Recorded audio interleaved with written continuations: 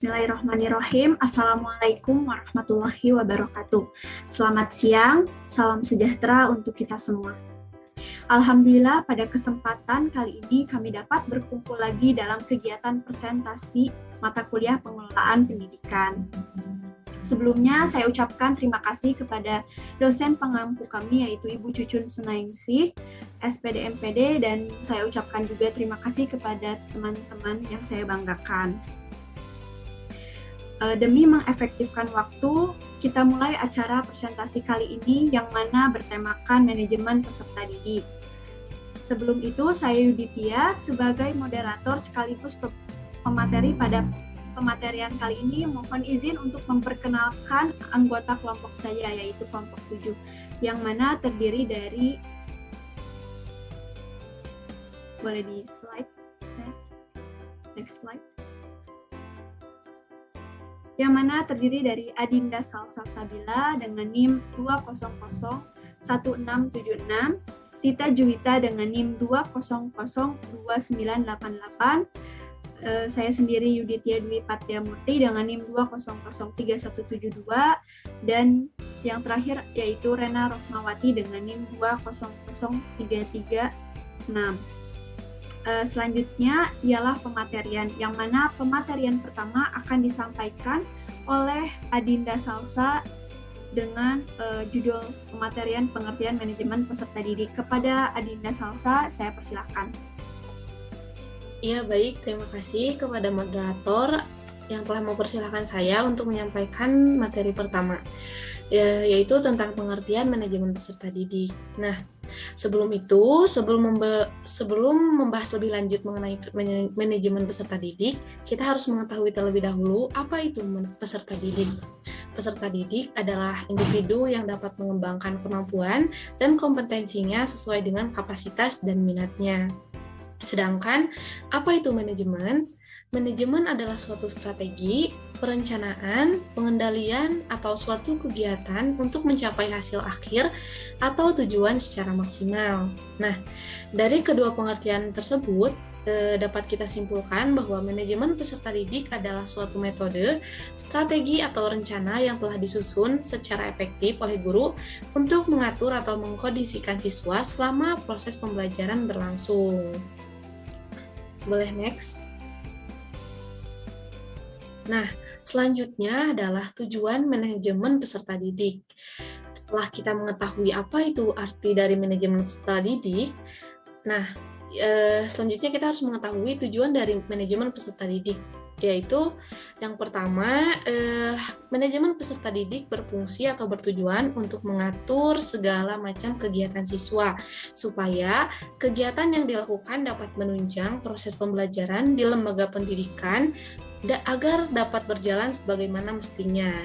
Maksudnya, jadi segala aktivitas atau aktivitas yang dilakukan peserta didik selama di kelas itu dapat terkontrol dan tersusun rapi gitu ya, tidak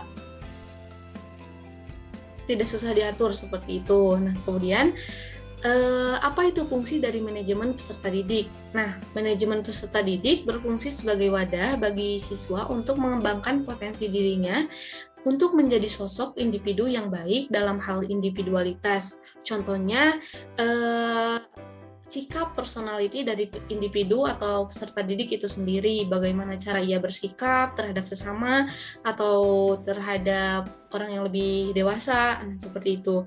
Kemudian terhadap minat, maksudnya terhadap minat atau suatu hal yang diingini atau disenangi oleh peserta didik itu sendiri. Kemudian terhadap atau aspek sosial, artinya bagaimana cara peserta didik itu bersikap terhadap orang lain, bagaimana peserta didik itu berkomunikasi, bersosialisasi dengan masyarakat sekitarnya. Kemudian kebutuhannya itu dimaksud dengan kebutuhan, jadi si siswa itu mengetahui pada saat itu kebutuhannya itu apa saja, dan setelah mengetahui kebutuhannya, ia harus mempersiapkan apa saja atau hal apa saja untuk memenuhi kebutuhan dari siswa itu sendiri.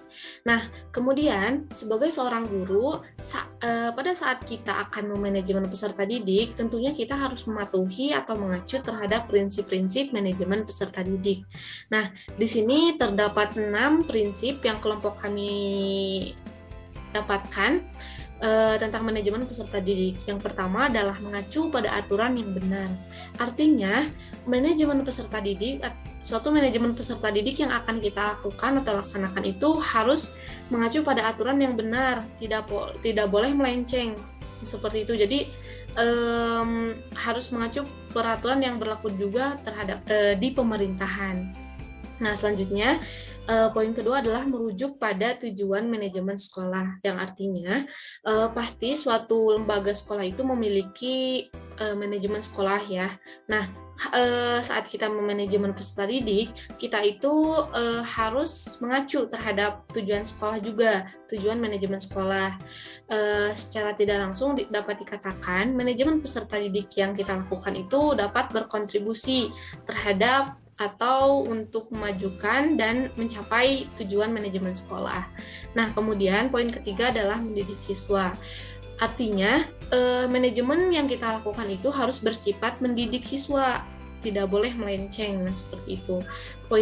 Selanjutnya, poin yang keempat, satukan siswa atau menyatukan siswa dalam hal membangun peraturan bimbingan. Yang artinya, manajemen yang kita lakukan itu harus menyatukan yang ada pada siswa. Jadi misalnya perbedaan yang terjadi pada siswa gitu kan. Nah, kita senantiasa manajemen yang kita lakukan itu harus menyatukan siswa dalam hal membangun pengaturan pembimbingan. Selanjutnya adalah membangun kemandirian siswa. Tentunya manajemen yang kita lakukan ini harus menonjolkan atau memunculkan kemandirian siswa itu sendiri. Bagaimana cara ia memanajemen dirinya sendiri, memanajemen dirinya di depan orang lain, atau memanajemen lingkungan sekitarnya seperti kerja kelompok dan seperti itu. Selanjutnya adalah yang terakhir, bermanfaat bagi siswa. Artinya, manajemen peserta didik yang kita laksanakan itu harus bermanfaat bagi siswa di kehidupan sekarang maupun kehidupan yang di masa yang akan datang. Nah, seperti itu. Mungkin cukup sekian penjelasan dari saya. Untuk materi selanjutnya, saya kembalikan lagi kepada moderator. Baik, terima kasih kepada Adinda Salsa atas pemaparan materinya yang sangat luar biasa, bermanfaat ya. Jadi kita tahu mengapa manajemen peserta didik itu sangat penting.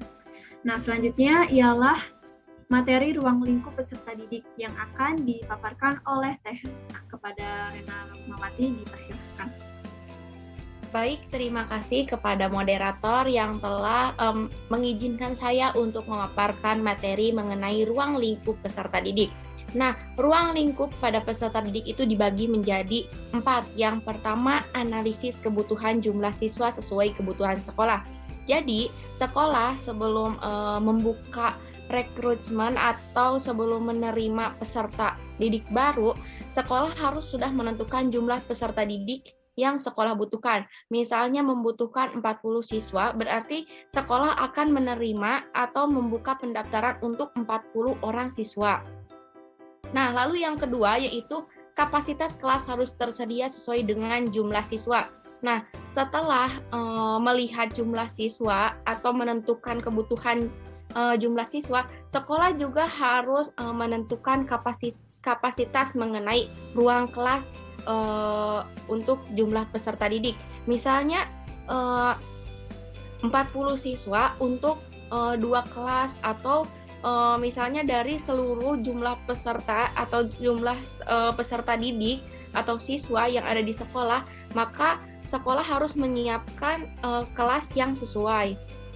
Lalu yang ketiga, perbandingan murid dan guru harus seimbang. Misalnya untuk 1 orang guru banding 30 murid. Itu untuk kelas penuh. Nah, sedangkan untuk kelas kecil yang sesuai dengan kapasitas yang normal, yaitu sekitar 20-24 peserta didik. Maka guru yang harus disiapkan itu adalah 1 guru untuk untuk 23 sampai 30 murid. Nah, yang keempat yaitu mengembangkan program sekolah sesuai dengan visi dan misi sekolah. Jadi sekolah harus menyiapkan program-program untuk mengembangkan peserta didik sesuai dengan visi misi sekolah. Contohnya apa saja? Contohnya mengadakan atau menyiapkan ekstrakurikuler untuk mengembangkan potensi siswa. Misalnya mengadakan ekstrakurikuler seperti olahraga di bidang olahraga ataupun di bidang pendidikan seperti mengadakan bimbingan tentang pembelajaran bahasa Inggris atau misalnya dalam seni. Mungkin sekian pematerian yang dapat saya sampaikan. Saya kembalikan kepada moderator. Oke, baik, terima kasih kepada Teh Rena atas pemaparan materinya mengenai ruang lingkup peserta didik. Dari sini kita jadi mengetahui apa saja ruang lingkup dalam manajemen peserta didiknya. Selanjutnya adalah rekrutmen peserta didik yang mana akan dipaparkan oleh Teh Tita Juwita. Kepada Tita Juwita dipersilakan. Ya, baik, terima kasih kepada moderator. Nah, untuk bahasan materi selanjutnya itu mengenai rekrutmen peserta didik.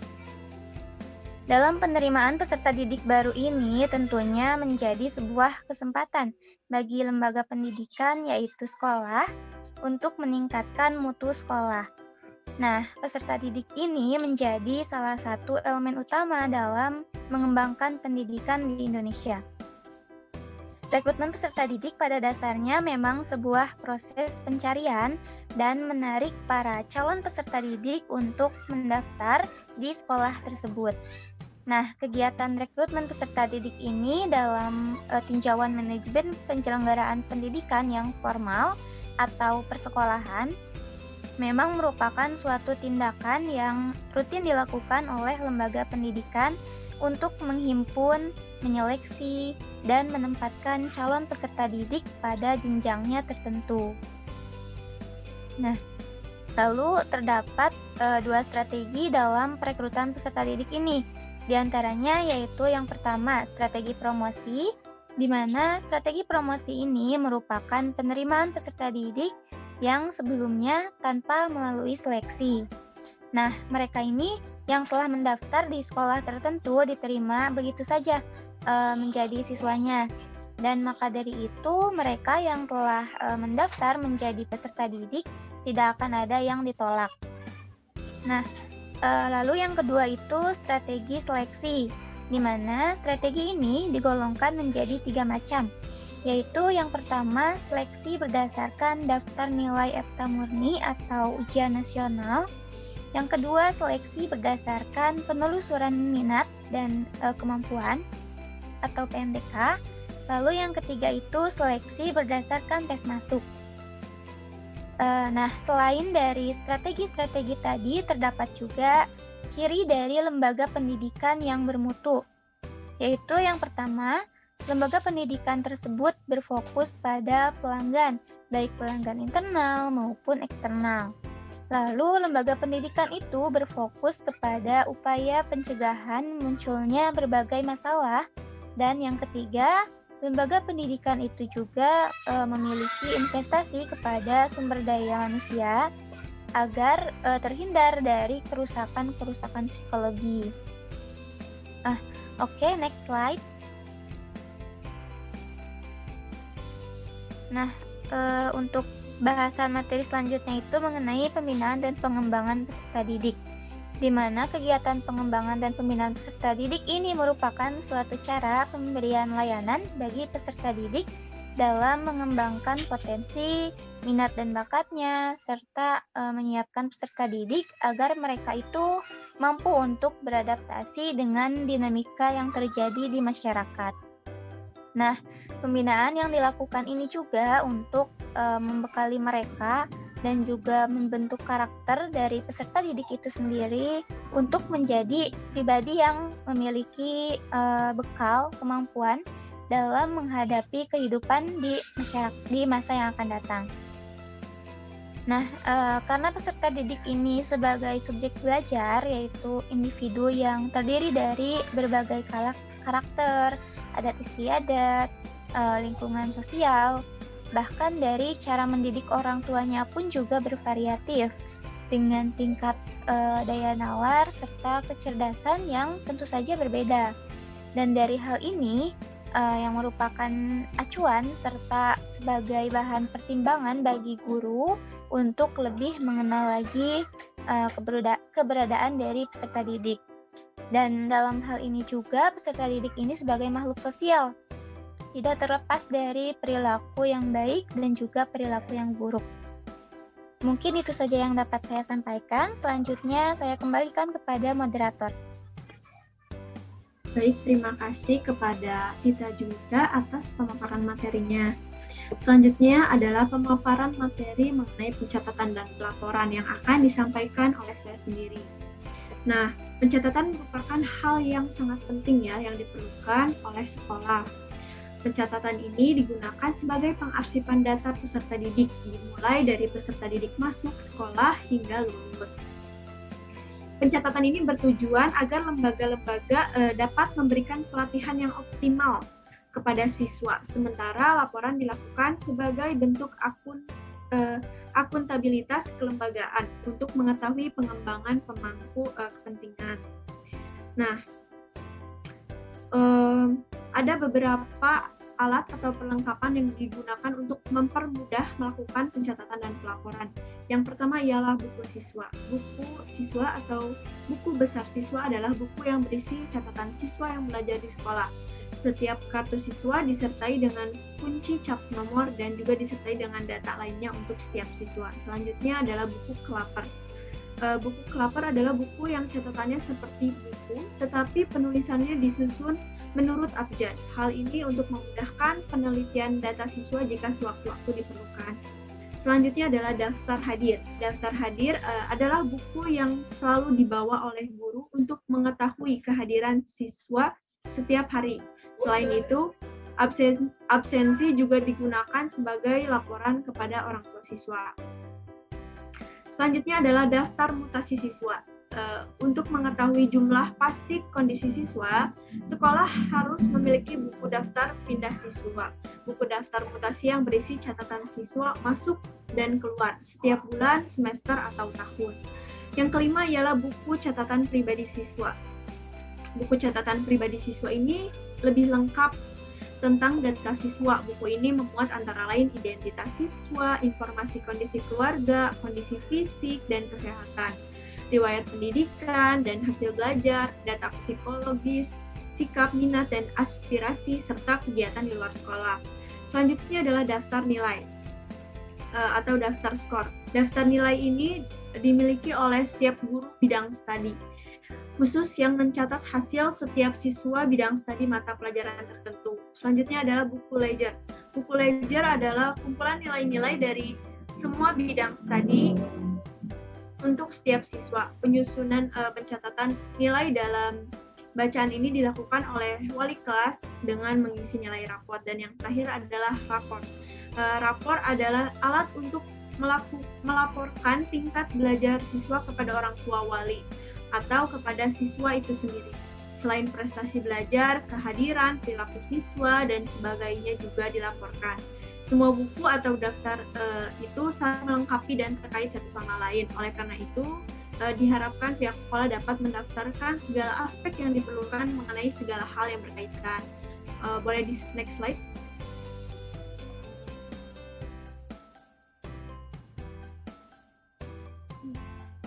Oke, selanjutnya adalah pembahasan mengenai kelulusan dan alumni. Kelulusan adalah proses akhir dari kegiatan pendidikan sesuai dengan jenjangnya. Kelulusan dapat dinyatakan apabila seorang peserta didik telah mampu menyelesaikan jenjang pendidikannya sesuai dengan kriteria yang ditentukan oleh sekolah. Sedangkan alumni adalah peserta didik yang telah melakukan proses kegiatan pembelajaran. Alumni yang berkualitas adalah peserta didik yang mampu memahami dan mengaplikasikan segala pembelajaran dalam kehidupan sehari-hari dan dapat dikatakan sebagai lulusan yang berkualitas.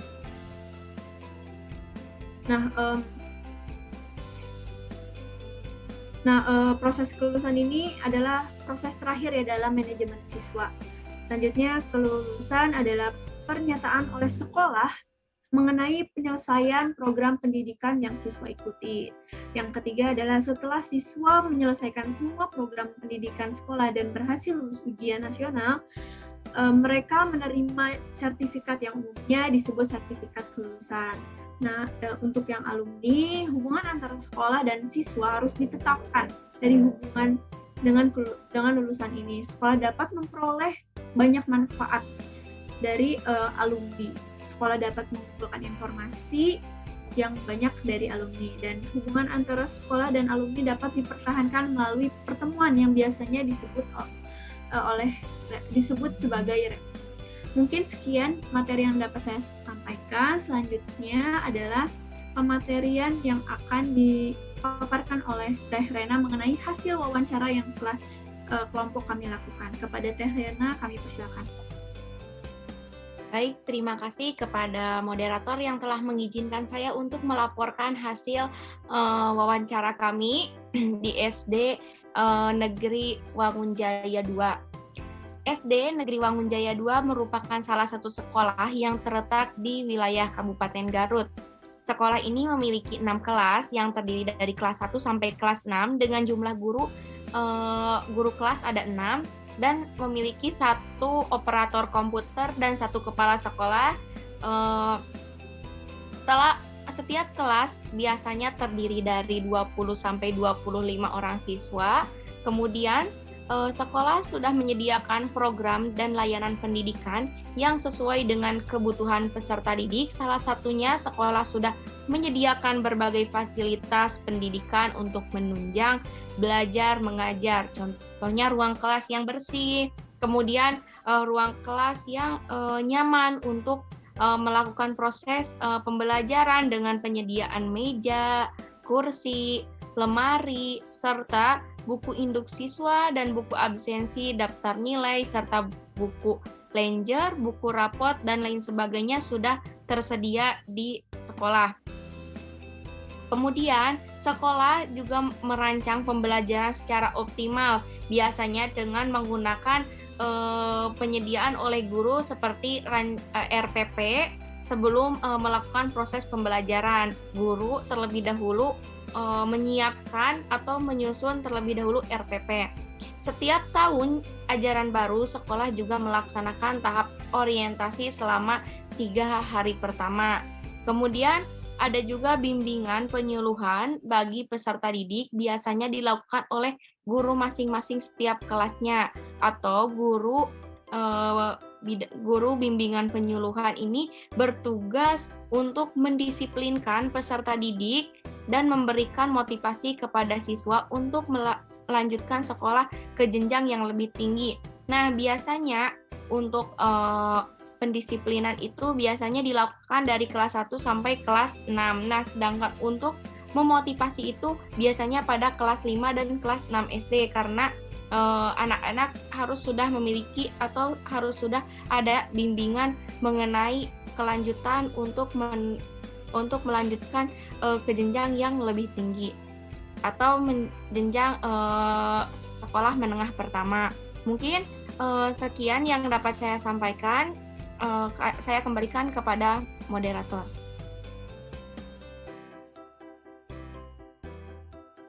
Oke, baik. Terima kasih Teh Rena atas pemaparan hasil wawancara yang telah kelompok kami lakukan ya. Nah, alhamdulillah kelompok kami sudah di penghujung acara. Oleh sebab itu, saya akan membacakan kesimpulan dari presentasi kali ini. Kesimpulannya, manajemen peserta didik ialah suatu metode, strategi atau perencanaan yang telah disusun secara efektif untuk mengembangkan kemampuan minat, bakat, mengatur atau mengondisikan peserta didik ketika proses pembelajaran berlangsung. Program-program kegiatan manajemen peserta didik harus mencangkup peningkatan kemampuan di bidang kognitif, afektif, dan psikomotorik. Tujuan manajemen peserta didik ialah mengkoordinir aktivitas peserta didik supaya berjalan lancar, tertib, serta terorganisir, sehingga dapat berkontribusi dalam tujuan sekolah dan mencapai tujuan pendidikan keseluruhan yang telah disepakati.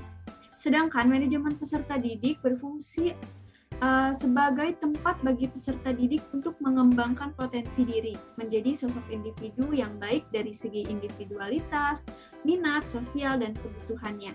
Ketersediaan layanan sekolah yang bermutu dan layak akan mendukung program manajemen peserta didik. Namun, layanan sekolah harus terus berinovasi sesuai dengan perubahan dan perkembangan yang ada supaya mendukung keterlaksanaan dan terwujudnya tujuan pendidikan secara umum. Terima kasih. Saya sebagai moderator pamit dari presentasi pada kesempatan kali ini. Assalamualaikum warahmatullahi wabarakatuh. Waalaikumsalam warahmatullahi wabarakatuh.